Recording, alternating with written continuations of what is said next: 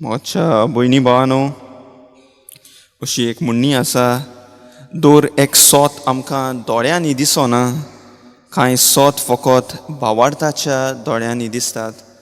Not every truth is noticeable to the eyes. Some truths are noticed only to the eyes of faith. आयज आमी बागयोंत जुवांची परब समोर उमतां. पवित्र सभा आमकां ह्या सोताचेर नियाळ करूंक आपयता. हाजी सगळीं वाचपां, दोनी वाचपां आमकां बागयोंत जुवां विशीं सांगतात. जाणें तें सोत पडयलें, ताका देखलो आनी ताचेर भावार्थ ठेवलो.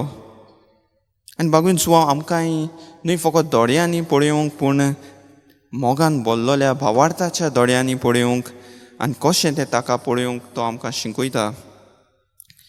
आयच्या पयल्या वाचपांत बागयोन जुवां व्हड खुशालकायेन म्हणटा, ताका आमी आयकलां आनी आमच्या दोळ्यांनी देखला, ताका पळोवन ताका आमी आमचेच हातांनी सांसपिलां. आनी अशें म्हणून तो एक भाशेन एक विचार वो कल्पना आमच्या मुखार दवरना. तो त्या देवाच्या शब्दा विशीं उलयता. तो सोमी जेजू क्रिस्ता विशीं हांगा उलयता. तो आमकां सांगूंक सोदता की देव आमचे पासून पयस ना. देव आमच्या सांगाता आसा. देव आमचेताय आसा. आनी हेंच सोत आमकां नातालांची परब उगडास करता. नातालांची परबेचो मुखेल हेतू म्हळ्यार आमच्या सांगाता देव, इमॅन्युअल गॉड विथ अस म्हणटा तें. आमच्या सांगाता देव, आमचे सवेन देव. देव आमच्या सांगाता एके भाशेन संबंद जोडूंक सोदता.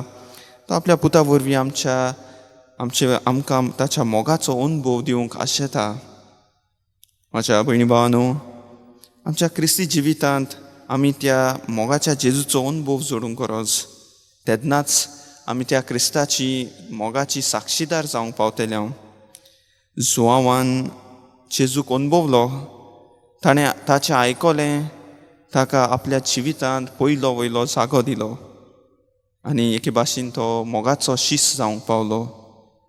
अशे तरेन जेजूच्या अनुभवांतल्यान ताणें आपलो भावार्थ गोट केलो आनी तो आमकां आयज तीच शिकोवन दिता. आमचो भावार्थ गोट करूंक तो आपयता. आनी ह्या भावार्था विशीं आमी शुभ वर्तमानांत आयकलां.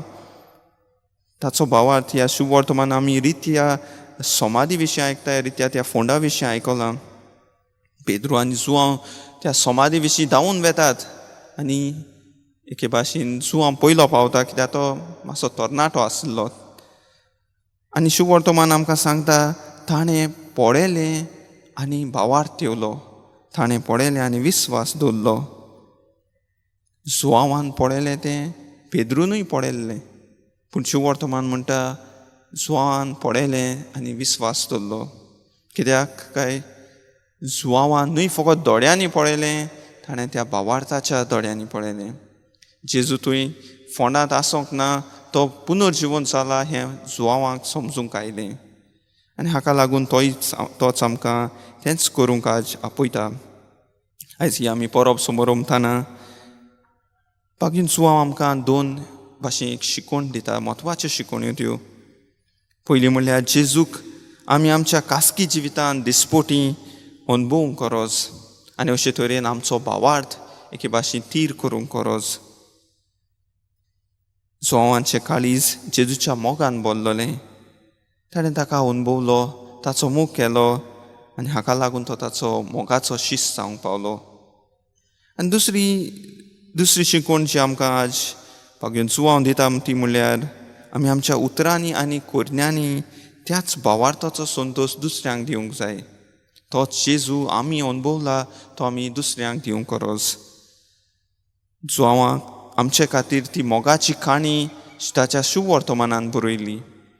तो आमच्या सांगाता आपलो भावार्थ एके भाशेन वांडटा आनी होच भावार्थ जो आमकां मेवला तो आमी दुसऱ्यांकूय वांटूंक गरज.